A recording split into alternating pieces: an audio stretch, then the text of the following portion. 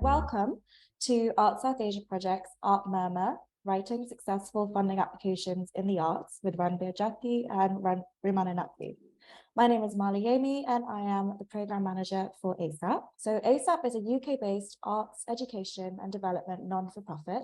We support initiatives to widen and deepen the engagement with modern and contemporary visual arts from South Asia and its diaspora. ASAP works with institutions and individuals supporting selected research projects, publications, exhibitions, and events. And we offer annual grants and facilitate access to wider knowledge networks in collaboration with expertise across the nations of Bangladesh, India, Nepal, Pakistan, and Sri Lanka and its diaspora. So to start us off, Ranbir Jhutty, thank you very much for joining us. So Ranbir is an independent philanthropy advisor with over 12 years experience in visual arts fundraising. She has fundraised for organizations such as the National Gallery, the Royal Academy of Arts, the Royal College of Art, Tate Galleries, Whitechapel Gallery, and most recently as Deputy Director of New Contemporaries.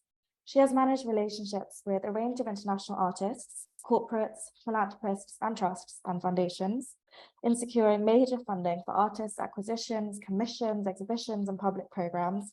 Ranbir has an undergraduate and master's degree in History of Art from the Courtauld Institute of Art, University of London.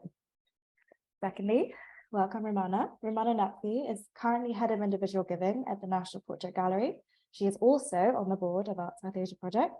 She has previously worked in various development roles at the South London Gallery, the Photographers Gallery, the Whitechapel Gallery, and the National Gallery. And she currently sits on the board of the experimental contemporary arts organisation Wising Arts Centre in Cambridge.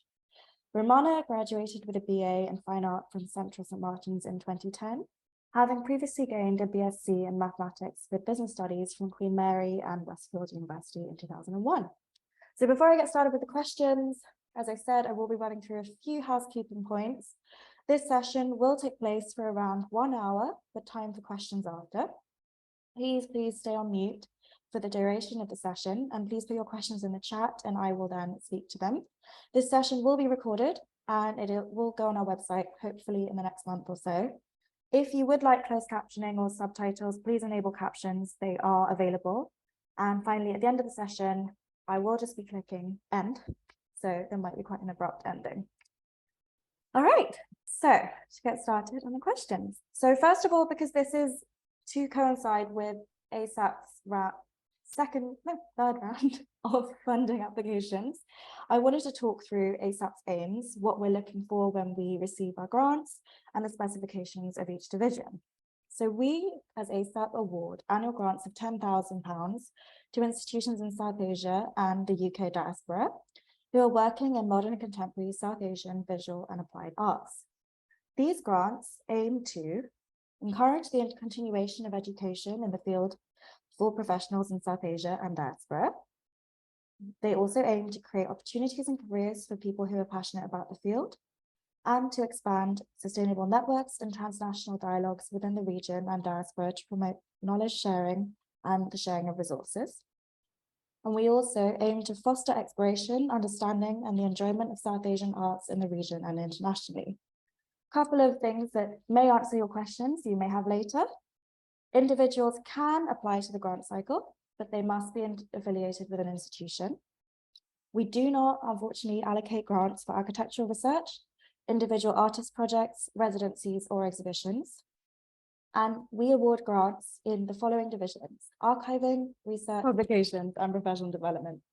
So for archiving, we support institutions seeking to archive material relating to the field of modern contemporary fine and applied arts in South Asia.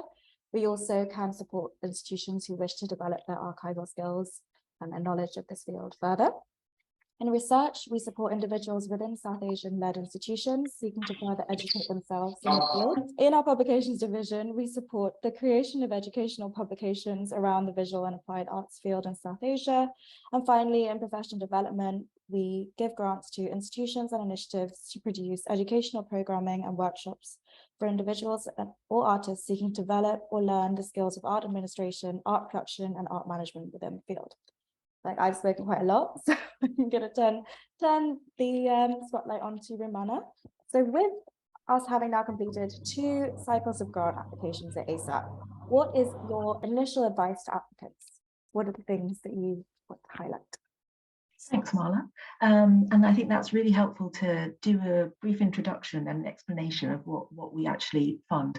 And I think to start off with, I think it's really important to say that there isn't actually any set thing in our heads when the board come together and read applications. So actually, applications can be intriguing or have been intriguing on a number of fronts, I would say, from what the project is, to who it's engaging with, to the aims of the project. And so I think whilst this is quite broad, I think it's really about how the applicants have communicated their project and how clear they've been, and how they've been able to convey that passion for what they're doing. I think that's what's really stood out when we've been looking at applications in the previous rounds. So I think the initial advice is really to really think about what it is you want the funding for, and to see whether it matches our funding criteria, how closely aligned it is to the work that we're doing at ASAP, and then tell us why you're doing what you're doing. Like, why are you doing it? What's driving you to do it? If you can communicate some of that passion in your application, I think that really helps, because you know, sometimes it can be the most obscure thing that you would never have thought about, but actually it comes to life in the application and it sounds like a really great project, and you know, everybody gets behind it. And so I thought that maybe, and this is might be jumping on, Mala, to the next question, so but I don't know if you want to respond, or Ranbir, if you want to jump in.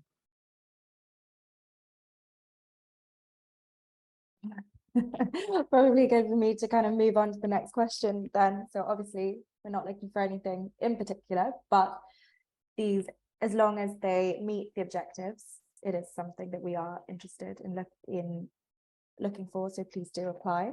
When you apply, we kind of wanted to go through what happens to your proposal once you submit it. So before the deadline, this is important for people who are applying, we do a maximum of 2 15-minute calls with people who are interested in applying. So if you do have a first draft you want us to look over, we're very happy to do it, and we will be able to give you a call provided it's with enough time before the deadline. Once we receive the applications, I will be the person who writes the summaries of each application. So these summaries then go to the board, but if I'm able to write a summary more easily, that will help the case for the application a little bit further along the line. After the board receives the summaries, they also receive the applications, but may only read the summaries at this point. We will have a first stage of shortlisting applicants. After this stage, Nora and I will come back to the shortlisted applicants with a few questions, which those questions will then, the answer to those questions will go back to the board. Having had the answers to the questions and the summaries, full applications and the budgets, the board will then meet a second time. And at this point, we will choose the final successful applicants. Rummana, do you want to talk through a little bit more about this process? Yeah, I mean, I think you've mapped it out really well, but I think what's interesting is that because Mala and Noor are having quite a lot of the conversations, it's always really helpful to be in touch. And I would recommend this, even if it's not ASAP that you're applying to, but other trusts and foundations. My experience has been that it's always helpful to reach out to the administrator or to talk to the funders initially, to just try and get a sense of what they're looking for in your application, to really help you make as strong an application as possible. So when Mala and Noor then share it with us, there's 6 members on the board. You can see who we are on the website. We all read through the applications on our own. You know, we make notes, and we work against what our criteria are and thinking about how projects fit against that criteria. So as Mala's saying, if you could, you know, a really strongly, a much stronger application is one that really clearly outlines how the work that you're doing, you feel fits the criteria. And it can be very, you know, we're in a creative field, so it's not necessarily, it has to be very direct and linear. But if you can think about the aims of what we're trying to achieve at ASAP, or the funder, whoever the funder is that you're applying to, and what you're trying to achieve, if there's an alignment, and try and join that together, that's really helpful to spell it out to the people looking at the application. So for us, because if that's spelt out quite clearly, then it makes our job much easier to really champion the projects, because a lot of projects we just love and we want to champion them through, and sometimes unfortunately you just don't have enough funds in the pot. But so so we work through what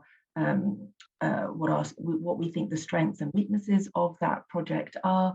We then go back to Mala and Noor with any questions. So for example, in the last round, there was some budget questions around some of them, or there was some not understanding quite exactly what the project was asking for. So we get that clarification through. And then we met as a board and we come and just discuss, what we thought, where we think the strengths are, why some projects talk to some people more than others. And it felt like a very nice process in terms of hearing different opinions. And we've got representatives from all over the region, which is always really nice, because there's also different specialities and different kind of expertise that comes together when we met for the last ASAP one. So and then obviously if there are any that we just feel don't fit the criteria, we feed that back to Mala and Noor, and ultimately the decision is made as a group essentially. But I think last time there were quite a few projects that we all felt quite strongly about, and it was challenging to pick the final ones. But Ranbir, I don't know, I think you've had similar experiences when you've been. Yes, absolutely. And I think it all comes back to making sure that firstly, number one, is the project that you're applying on behalf of to the funder, is it a relevant match, not only in terms of what you're trying to set out to do, but does it completely match with the funder's aspirations as well? I think the best and most successful applications are ones that demonstrate the complete synergy between the funder, the applicant, and the outcome, and that's why a positive decision is made to actually support that project. But I think that kind of feeds into the next question that Mark introduced. Which is, because both Rummana and Ranbir, obviously as I've read their CVs, have had extensive experience at writing applications on behalf of arts institutions, I wanted to ask you both, starting with Ranbir, what are the biggest challenges in writing funding applications on behalf of an art institution? I mean, whether even it's an arts institution or even on behalf of an individual, the challenges are pretty much very similar. And I think, as Rummana's highlighted, the most, essential thing is actually that you as an applicant actually meet the criteria of the funder. And you need to make sure that your case for support and the application is unique, it stands out, it's honest, it's confident, it's ambitious, and it's well written. Obviously, that is such a tall order, and so many funders out there have so many different tick boxes that you have to kind of match. And there's a huge amount of guidance and criteria published by these funders that you have to read through. So I think my number one first point of advice is making sure that you actually assemble a list that they're the right funders for you and your project, and you tick most of, or in fact all of the boxes. I wouldn't be discouraged if you only took a few of their criteria and a few of their boxes, because as Rummana has said, it's so beneficial to actually get in touch and establish a link with that potential funder. I think the biggest challenge is when you make so many kind of applications, and the rate of outcome of getting a no can be quite high, because actually you haven't established that personal link and connection. And especially on behalf of an institution, it's actually hugely valuable to establish an initial personal contact and actually find out more about the organisation by actually asking them, hi, I'm looking to apply. Do you have any more guidance or additional advice for me? Maybe I don't fulfil all of the criteria. Do you have some advice that I can help formulate the project for me or take it in a different direction? But also, do you have anything else coming up that I could possibly apply for where I match all of the tick boxes? And I think a lot of foundations out there, especially trusts and foundations and private entities, they are very much willing to kind of give that guidance. And also, I'm sure they're interested in hearing from you. I think, you know, there are a lot of even prizes and competitions out there, corporates and government organizations. There are so many options out there to actually secure some funding. So you really need to take a look at their record of support. Like, have they supported projects similar to yours? Have a look at what they've supported previously and currently, and what kind of appeals to them. And I think once you identify your funders, it's making sure that your application is as strong as possible. So I think the greatest challenge on behalf of an institution is actually the case for support, because it is so competitive. You know, you need to be asking those critical questions yourselves, like, you know, what's the key need for this project? Like, why, how is it realistic? Why is it important? You know, what are the key outcomes and impact that this project will deliver? If you can define those and make a really clear case for support, it kind of really mitigates those challenges. And actually, the outcomes section, where you identify your outcomes and impacts, that's actually can be the most challenging area to define, because most of the time you haven't done this project before. So how do you know 100% what the outcomes will be? But I think giving an initial sense and a clear idea of what it could be, it's a really important aspect of your application, and you've really got to be realistic. So very much, I think the other point of advice would be is to reach out to your colleagues or your peers or specialists within this project area and get them to feed in on the application and get their advice and kind of a critical look about, is this application ambitious and realistic? Who are the key players? What are their responsibilities, and how can they help achieve this project? Because if those areas are not defined, that's just what makes it very challenging in terms of writing an application which is actually not very well thought out. So you need to make sure that you give some element of achievement and completion at the end of the project, and that's how it kind of helps you actually get towards a successful outcome in the end.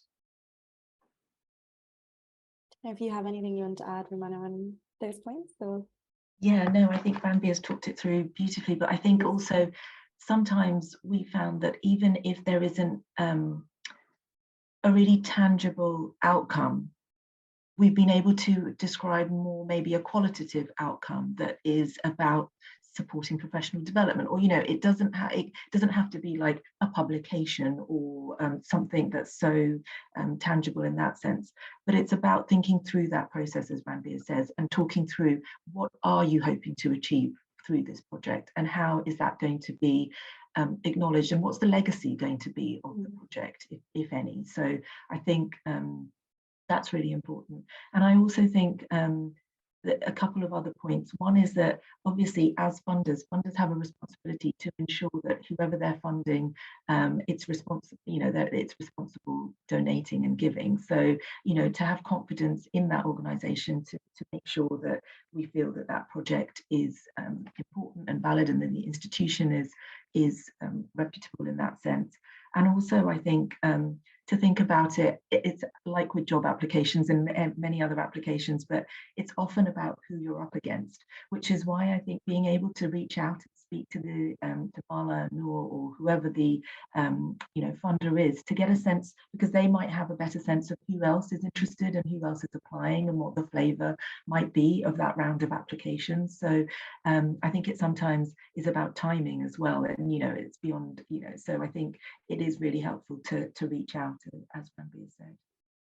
And in that reaching out, we also spoke a little bit about this, but about the communication and the level of like constantly replying to the emails you receive, because that institutional trust that we want to have in you is something that can happen or should happen way before we receive the application, how you communicate and that will carry forward into the way that we work with you later.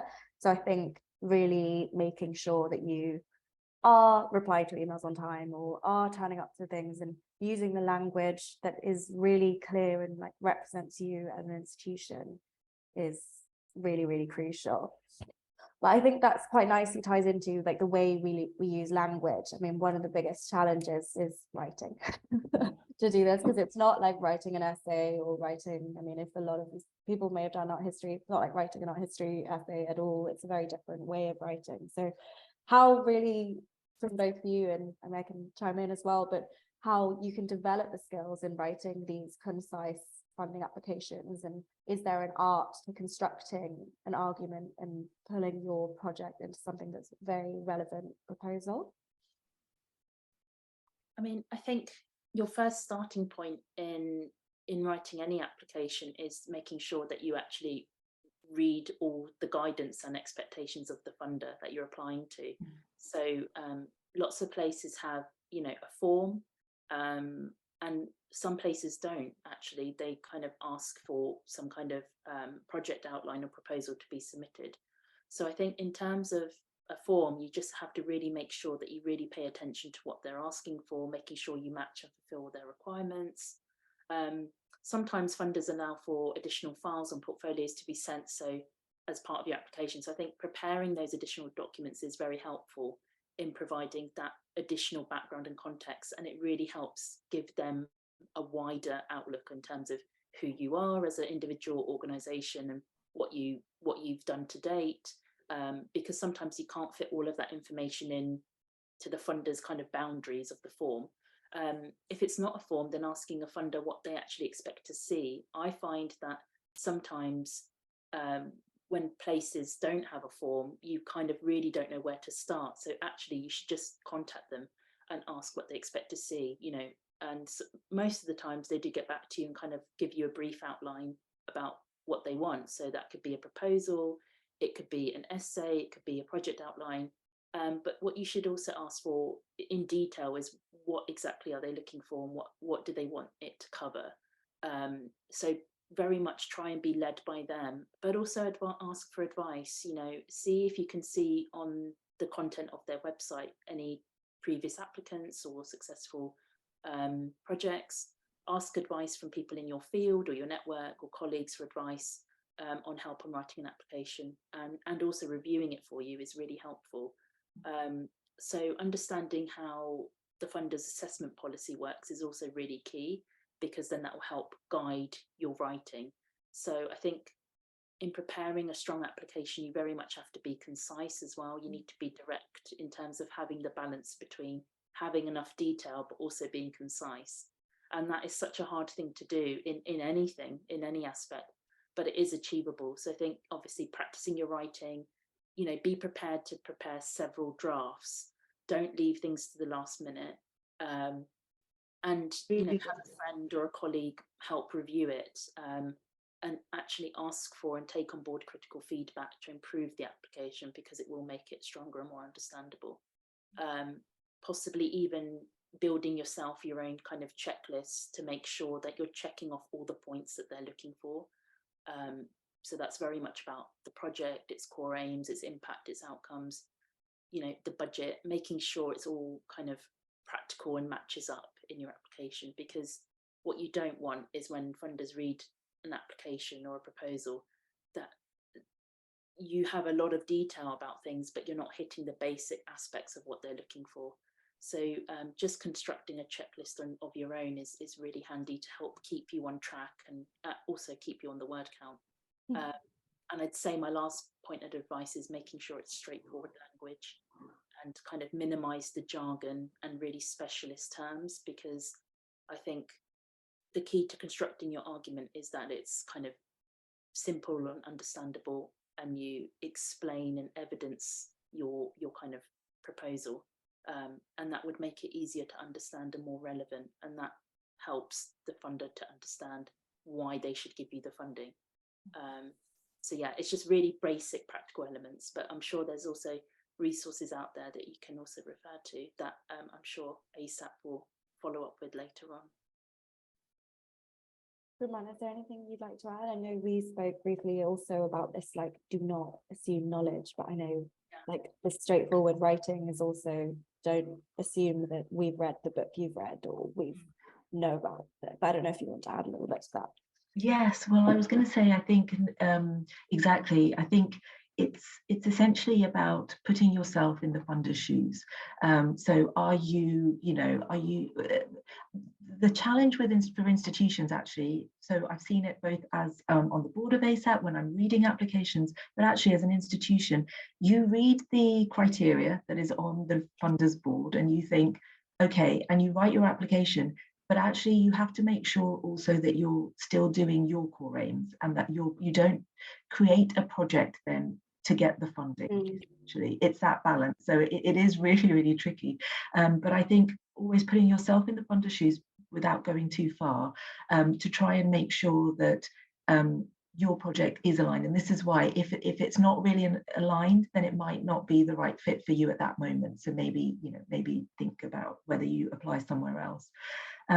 What I also find helpful, English is often not the first language for many of us, and so sometimes, it's challenging. But writing things down and then talking it through with someone, because sometimes what I find is the most obvious point that I think I haven't actually written it down, or the most basic, very obvious outcome. So I think it can really help to talk it through with someone and for them to question you to pull out the real benefits. So Simran, once you've written it, to have someone look through it, I actually find sometimes doing that earlier is really helpful. And yes, as you said, don't assume any knowledge, because I think we're all so deep in our projects and we've been doing them for so long, and we feel like most people it's kind of common knowledge what might be happening, but actually you forget how even people close to you, even people that have been hearing you talk about things, often haven't really got the detail of what you're talking about. And I think in these kind of applications, it is about clarity and the detail that is really important. So do make sure you're trying to articulate that without explaining what doesn't need to be explained, because then you're going to be waffling and it is going to become a very long application and you're not going to hit the word count. So that's going to be a challenge on the other side. So again, it's that balancing act, which is challenging.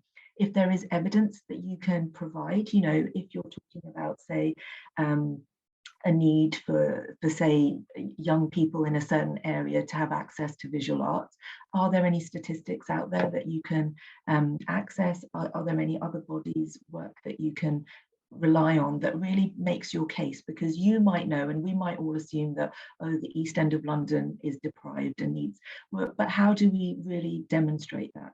Are there indices of deprivation that you can find, that you can reference to really show that? And yeah, language obviously isn't everyone's suit, but if you can give your application to someone who doesn't know your project really and they can understand it, then I think that's a really good litmus test. I know not everybody will have necessarily the time or a big enough organization to do that with, but maybe even with friends, or if there's a way you can test your application, I think that's also quite helpful. And there are, as Ranbir said, and Mala will also probably allude to, there are whole funding, workshops on writing applications and how to write a cohesive application. Obviously, you have to pay for them, but it depends, I think, how much, how often you're going to be doing this kind of thing. But I think it is often something that's good to invest in, particularly in certain staff, if you're going to have that going forward. Thank you, that's great. And also, I mean, just thinking about the person, from a personal standpoint, the person who's going to be reading your applications. I mean, if it's a very, very wordy application and it's difficult to summarize or it's difficult to go through, if as your institution or as ASAP, we have to read thousands. So it's the same thing as think about if you're writing a job application and think about the poor person who has to read it. I think in that same way of putting yourselves in the funder's shoes, think about how much detail do I need to put in and how much of this is not actually something the person needs to read. So I think that's a very good, another litmus test to use your phrase. But kind of moving a little bit on, in terms of ASAP, we are obviously a regional focused organization, and one of our key aims for a project is that it has to kind of impact the region or the diaspora of South Asia. And how would you both go around, maybe Rummana to start, but demonstrating that? How do you demonstrate that you are impacting the region, and what are the things you need to be mindful of when you're thinking about this? I mean, I think we've slightly covered this, but I think it's going back in the sense of, do you know who you're doing the project for and why you're doing it, and can you articulate that? How do you communicate that to us? As I was saying previously, it doesn't necessarily have to be, you know, that it's, you know, it can be something that's more about professional development, or there's a smaller group of people that are benefiting, but you do need to be able to show what that benefit of this project is. And I think that's the impact, and why you think that's needed. What is the gap there? And so this is where, again, if you can evidence it, if you can find statistics, if you can find why you're choosing to do a project, that can really help in terms of articulating the impact. And I think, yeah, I think to be thinking creatively about the outcomes. Sometimes people think about, say, we want to do an exhibition or a publication, but in terms of who is that exhibition for? How are you going to get people to it? Who is the publication for? Are you going to distribute it? Those very basic questions, because there is that one outcome, which is the, you know, the exhibition or the publication, but actually to think about who it's going to impact in a broader sense is also really important, so that you can really show impact in that way, I think. Ranbir, yeah, I don't know if there's additional. I think, yeah, you brilliantly, and I think, yeah, it's just very much about defining the kind of the outcome in terms of audience, I think, and it doesn't have to be necessarily, you know, the whole region or the public facing, or even community. Only for drawing. It's I think it's about providing an overview and an actual map in terms of how this actually is beneficial, not only to, let's say, the South Asian region in this aspect for ASAP, but does it add to the actual, you know, South Asian practice, or does it add to the specialisms that come up, you know, within your field? How does it contribute and strengthen that? And I think it's really about identifying your own role and how you strive to actually develop that, and giving a really clear sense of what the impact would be for the project, for the region. I think what you also need to be mindful of is, in terms of carrying out this project or kind of collecting evidence and context, is actually the outcome will be also your project will garner evidence.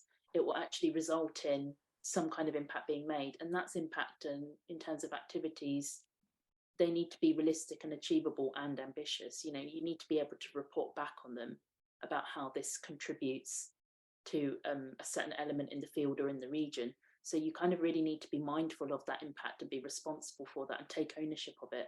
And in most cases, you know, you will need to provide a report on your impact and findings to your funder. So make sure you're kind of adequately positioned and you're set up in terms of your project and your outlook in the first place. Because otherwise, if you don't have those measurables and you're not really conscious of what the impact and kind of outcomes will be in terms of contributing to a regional practice, it could be that it kind of sets you up to kind of have very minimal impact. And that's obviously can be quite disappointing for a funder. So kind of being mindful also about the long game, and the reporting element is also key. Yeah, and again, oh, sorry, go. Sorry, yeah, no, those are really great points, because I think, you know, if you've built it into your project in terms of, so for example, you're professionally developing certain people, you know, make sure you get quotes from them at the end as to how a simple questionnaire with how the course has helped them or whatever, you know, that kind of thing. It then saves you afterwards when you end up having to report, you've got that information all there. So yeah, definitely. Yeah, totally. Yeah, those testimonials are crucial, and also just help you when you're doing the project understand what impact you're having just on a personal front as well.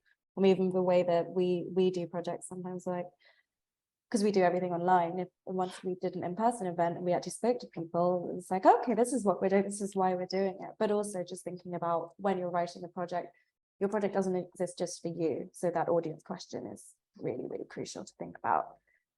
We are running a little bit out of time, so I'm going to go a little bit quicker. But writing is one part of applications.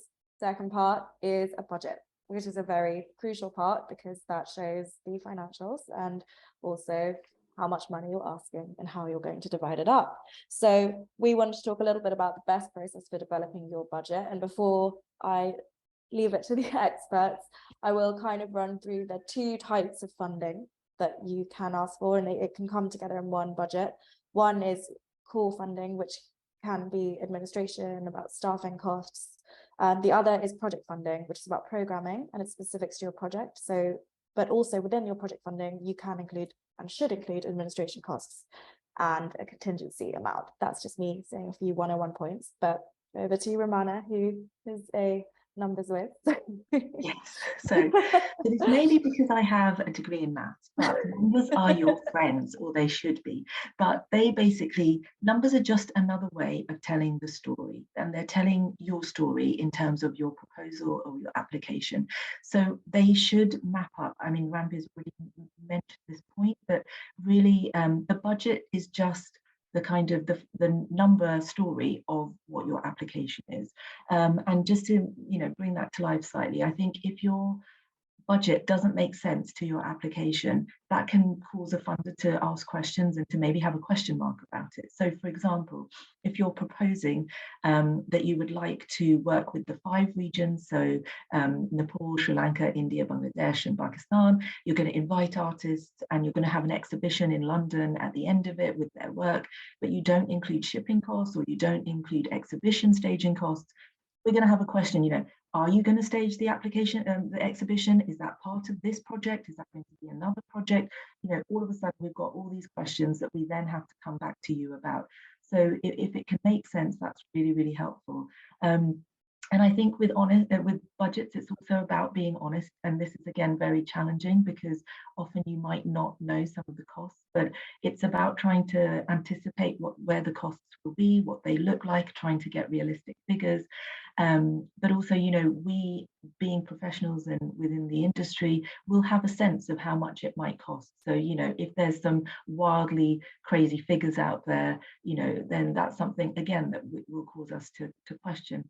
And obviously, or if you've under budgeted for something.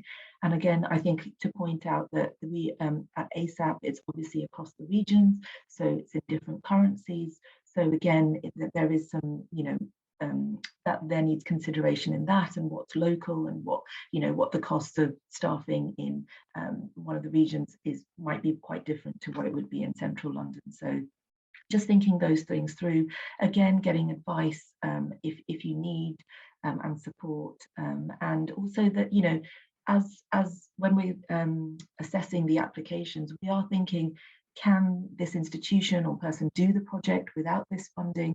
There's these kind of questions that come. So it's about putting yourself in the funder's shoes. Sometimes we only have a certain pot, so it's about what will they do beyond this, but it's about trying to be as clear as possible of what you're asking for and what you need, I think. I might hand over to Ranbir now. Would you like to add anything? Absolutely. I think that all those points are just, absolutely key, and the basic kind of elements that you would need to kind of make sure that your budget is actually realistic. Obviously, actually operating on the side of contingency, like Mala said, is really good to include, because obviously in this current kind of economic times and circumstances globally, you need to make sure that you do have a level of contingency which accounts for rising costs or any additional costs that fall outside of your project or impacts them, and just being conscious of not only within the budget, but also in terms of the application actually is matching that up to, hang on a second, do you have a kind of contingency in terms of even a plan B? What if this project can't actually take place? Would it get cancelled or would it not go ahead? Is there some kind of degree of flexibility? And I think it's really good to kind of allude to that in the application if you can. Obviously not extending it greatly and kind of pointing the funder in all different directions, because you don't want to confuse them. But it's really good to have an element of agility and flexibility, not only in terms of the budget but also reflecting that in terms of the application, because sometimes a funder doesn't award you the full amount that you've even applied for, sometimes they pick out elements within your budget and say, okay, well, if it costs this much for this, then we'll only support that element of the project. So you also kind of have to be prepared for that sometimes, that you don't get the full funding that you've applied for, and they might only select a few things that you've actually detailed in your budget and application. So just be mindful of that. And yeah, and just always make sure that the budget is realistic and achievable, and you will be held account by the funder, because most funders do ask for an expenditure report and sometimes even receipts. So remember to collect them and log everything in the best way that you can. You know, in terms of institutions, luckily you sometimes have finance departments that can help you log and work all those things out. So if you are applying from an institution, make sure that you have a really good working relationship with somebody in your finance or accounting department, and do build that kind of regular communication in terms of helping them support those expenditures, but also ask them to feed into the budget and ask them, how realistic is this budget, and is this contingent, and is it watertight, and do you have any advice for me? Because I think a lot of us working in the arts and humanities, we don't, except for Rummana actually, we don't tend to have a kind of maths or finance background really. So it's another aspect is making sure that you get some advice on your budget, and to make sure that it is realistic and achievable. I will also go back to that point about the global reach and these economics. I mean, we've had grantees who different installments will be at different exchange rates.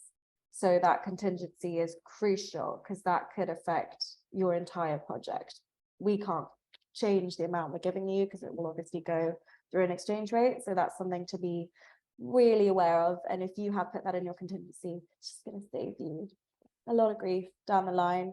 And definitely going back to that point about the full funding, part funding, for example, if your project will not be complete by the end of it, think about maybe breaking it down. If it's a huge, really big, extensive project, maybe think, okay, maybe I should actually just apply for part one and offer an opportunity for, like, if I do get this funding, I would then do a part two section in this way. But just think about what's realistic in the time scale and the budget, and the, yeah, don't be harsh on yourself and overstretch yourself, because I think that's only going to give you a headache, and probably will be visible to us when we receive an application that we don't think is possible in the time. So yeah, I suppose so, Mala, you know, so those projects, they're often called pilot projects or seed funding that you're looking for. And again, it's going back to what you said about core budget versus project budget, and how much the institution has already in its pot, and how much it needs for the project, or how much needs to go actually into the core budget as well. So just thinking about those things. Yeah. And I'm going to ask one more question before we have a quick look over the actual application form ASAP has. But obviously the talk is called Writing Successful Funding Applications, but it doesn't always happen that it's a successful funding application. So I want to ask you both, what do you learn from writing a funding proposal, but also what to keep in mind if your funding proposal is not successful? And I don't know, Ranbir wants to start? Yeah, sure. I mean, I think at the outset, obviously, you try your best to make sure that it's an amazing, successful application, and you put so much time and effort and resource into it. And you know, I would advise, actually, the more you write and the more you develop your ideas and approach, the better each application and idea is. So don't get disheartened if you receive declines, or your applications are unsuccessful at first, because you need to keep pushing yourself forward and making sure that you continue to write and develop your project and also your skills. So if you're also able to collaborate with colleagues as part of your application, or collaborate with other people or partners, this adds greater learning and context to your work and helps strengthen your practice and connections in the long run. And it's always really good to keep being mindful about broadening and making an effort to broaden your connections and your network, and using them to help, give you more information about who you can apply to next. I would say that if you are unsuccessful in an application, you must always ask for feedback, and ask if you can apply again in future. Don't lose that relationship just because you get a no first time. Try again. Some funders don't even offer any feedback, and you get sent a generic answer back, or sometimes just a blank no, and you don't really know where you stand. Obviously, in those cases, it is quite difficult to kind of assess and learn from the kind of application. So what I tend to do is I read about the projects that they've chosen to fund, and try and learn and understand from those projects why they've been awarded, what are the outcomes that they're offering, and then how you can actually improve and adjust your application next time. And also make sure that you can take your application elsewhere, you know, in your research of funders, broaden your approach, and sometimes minimizing or maximizing certain elements of the project would really help actually make it successful next time. And I think part of the process obviously reveals what your strengths and weaknesses are. So you must always kind of be conscious of those and always back yourself, and don't lose heart and motivation, and be mindful about keep trying to add to your strengths and improve on your weaknesses in terms of your application, not only on the project, but also on the writing side, to keep yourself going forward and motivated. And I think it's really important to reach out in the field and in your practice to talk and share about funders and applications, so you can kind of actually knowledge share and benefit. In most cases, you know, especially if you're applying in terms of a small institution, it really helps to reach out to other smaller institutions or peers, and actually knowledge share and see how and why certain applications have been successful and how you can improve yours. Do you have any more? Rummana wants to add. Yeah, exactly. Or yeah, trying to unmute. No, I completely agree with that. And I think it goes back to something you said earlier, Ranbir, which is that actually, you know, sometimes I think we've been thinking that it's a 3-to-1 in terms of success rate, in terms of applications. So there is this percentage that will not be successful. So to be mindful of that, trying to get the feedback, and yeah, making sure, as if you've done all your bits, which is making sure it's clear, making sure it's aligned, making sure it fits the criteria, then it is just a case of timing sometimes and working out what, you know, when might be better, which is why I think building those relationships, as Ranbir says, and continuing it, because you know, the next round might actually be a better round for you, or your project might have developed in certain ways, or, you know, your ideas might have changed. So I think, yeah, that's all really, really great advice. And I'd say on the ASAP front as well, even if you aren't successful on a grant, if we're interested in what you do and we develop a good relationship with you, we might, for example, because we have mentorship or peer-to-peer support in all of our projects, we might call upon you as a mentor or a peer-to-peer support for a project. So that it's always worth having that relationship and keeping a really, really strong dialogue with us for that.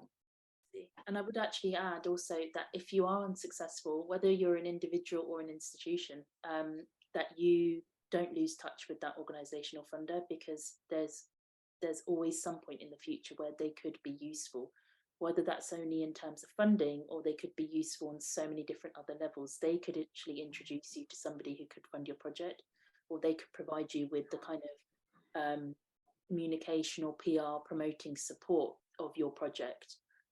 So ask them if you could add them to your newsletters, or give them event invitations, so you keep kind of in touch with them in future, and, you know, they can actually see your progress, that even if they've given you a no, you're actually carrying on succeeding and doing other things, and actually they actually learn more about you.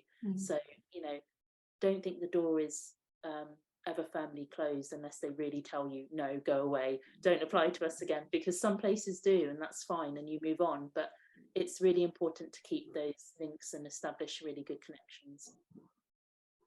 Yeah. Perfect, thank you. I'm going to quickly go through what our application form looks like. So I'm going to share screen now. Is it visible for everyone? I'm just going to make it a bit bigger. Sorry. Okay. So we've obviously answered a few of the questions that, or hopefully helped answer a few of the questions that will come up, but we have a very basic beginning layout, and each section actually explains what the section, how you should answer a section, and we're very clear on word count. So as you go through our application form, you should be able to answer the questions, and hopefully the talk has really helped you answer some of the questions you may have about how you write your application form. But I think, as we've kind of really spoken through today, clarity and explanations about everything is the most important thing. So yeah, this is available on our website, and we're always available for more questions as well. So please do email us at info@artsouthasiaproject.org. I don't know from Rummana, I know you know this one well as well. Want to add anything about it? Actually, just looking at it, I think I was thinking that sometimes actually doing the application helps solidify a project. And if you don't have the answers, you know, it is helpful to go and get those for the application, just so that, you know, because it might not be things that you've thought about as a team or across the areas that you're working with. So I think really, yeah, working hard at those early stages will then also help with the project, funnily enough, as well. So I think, yeah, I think really stepping through the application form is often a helpful tool, for the project. Perfect. Yeah, I mean, it really helps, just because you have to divide your project into these sections that kind of makes you answer questions in a very clear way. So it helps you clarify your project for sure. And I completely agree with Rummana there. So we've spoken a lot and probably speak a little bit more. Before I move on to questions, I just wanted to say, I think a lot of people have struggled getting into this call. So if you have any friends who have struggled getting into the call, please do console them that it has been recorded and it will go on YouTube. So if you've missed it, you haven't missed it, because it will be available hopefully this month or next month. If you have any questions, please do pop them in the chat and I will speak to them. Oh, there's one already. So what is the breakdown of who is funded?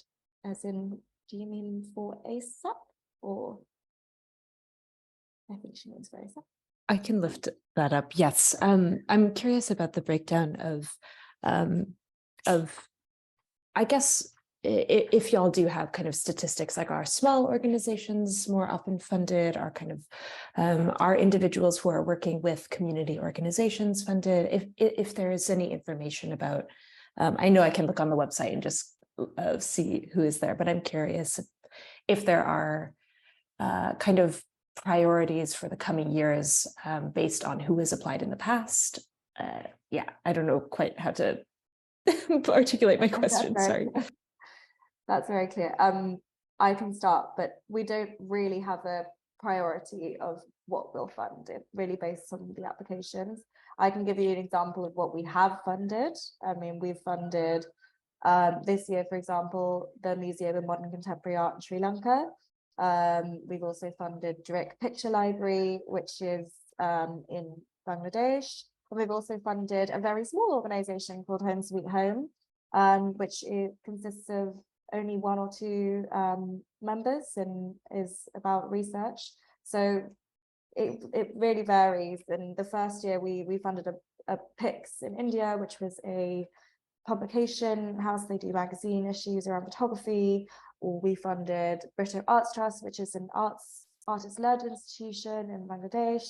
And we've also funded, almost forgetting this, the Kathmandu Triennial in Nepal. So as you can see, it really varies from very well known to not known at all. But I don't know if Rummana wants to add that. So I would just say yes. So ASAP's relatively new in terms of the funding scene, so 3 years. So there's been a bit of just developing the funding kind of priorities. But I would say what I do know we do try and do as a board is distribute the funds across the region. So not too many projects in one region in one cycle, and also to distribute across the different areas. So Mala identified those different areas, but so, trying not to, obviously we can't We don't have any control in terms of whose applications we receive.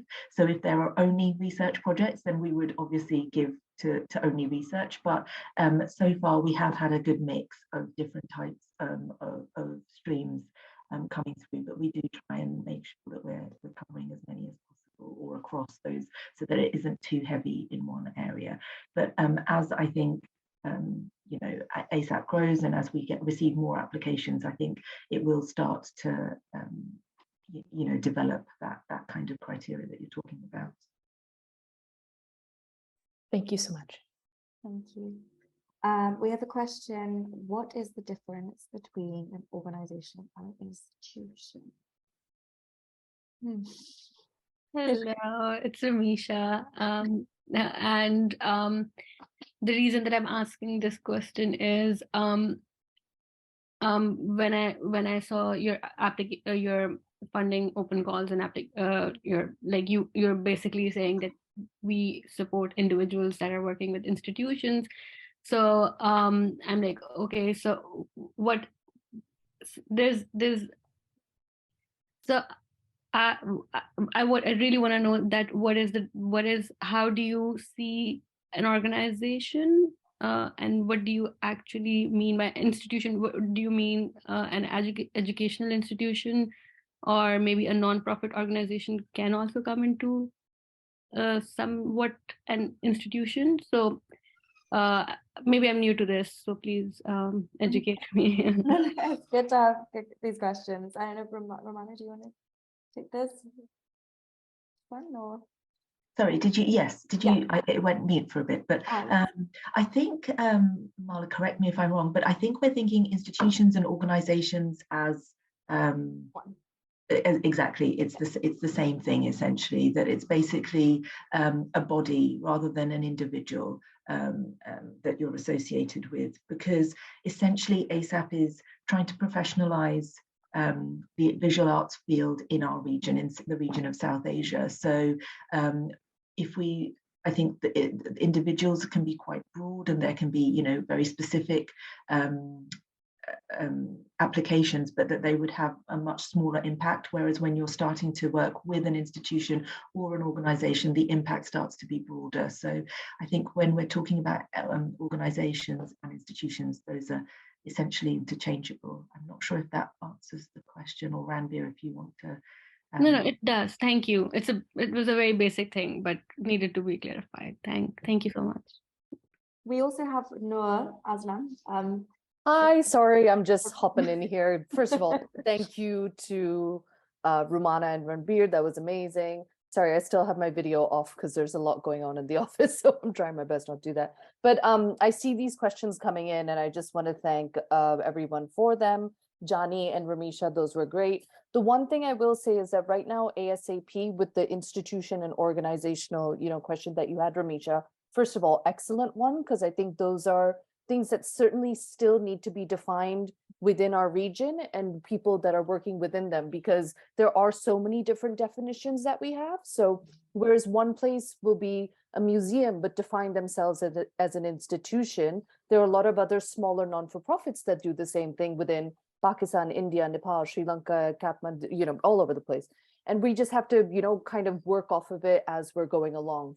The one thing I do know that ASAP is not funding is individual research projects and individuals that are working on items. So they must be affiliated with some kind of institution, but also we're not working with government institutions. Mm-hmm. We are working with private institutions. So it's really important. Like Ramisha, I know you're from Pakistan. So when it comes to the National College of Arts, sadly, we can't work with them if there is a professor or someone there, which is you know, I'm from Lahore, so it makes me really sad to say that, but it is one of the things that we're hoping to do. But because we are such a small organization, we want to lead to that place rather than start from that place.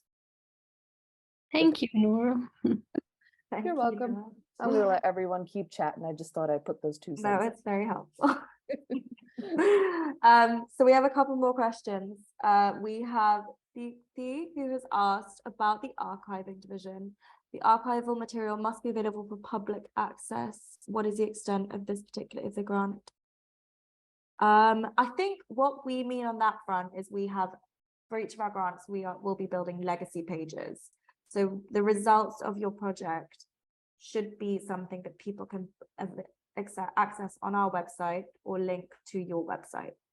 I hope that answers that. The other thing about mentorship needs, you do not need to identify specific mentors, but you need to write what you want mentorship in. If you can identify people you're interested in, that obviously can add, but doesn't subtract from your application if you don't have it. Okay, sorry, let's get through the question. Does ASAP provide an opportunity for applicants to request feedback? Yes, we do.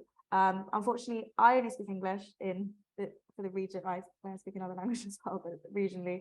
But Noor speaks Urdu, so if you need a feedback session in Urdu, she would be able to provide that. And last question, so far, I think probably a good one to end on, is what about indie publishing houses? As long as you have a business, are established as a business account and have a, I don't know what the word is. I don't know if no one wants to jump in here. Hey, I'm going to chime in here again. Okay. As long as you're affiliated and you have access to, like Mala said, a business bank account, that is when we will be able to give you funding. So we can't, the biggest thing is if you have a personal account, say, you know, Mala Incorporated, that's a business account, fine, but we can't give funds to Mala Yamey. That's just the way it works. Yeah. I hope that was helpful. And last, I'll end with Angita's question. I will be putting together a kind of cheat sheet FAQ for our website with other resources and websites for writing for applications. So that will come. It's not here yet, but it will come along with the recording of this talk. I think it's a good place to end. I really want to thank Rummana and Ranbir for your time. I know that I've learned a lot from the process of working with you both in this talk and from this talk. And thank you to everyone who has joined us. We're really, really glad that it was helpful, and hope it was helpful as well. And we look forward to receiving applications from whoever is applying for our ASAP third cycle of grants. I am going to end the session quite abruptly, so if you get kicked out, please don't take it personally. All right, thanks a lot. Thanks, Mala. Bye. Thanks, Ranbir. Bye.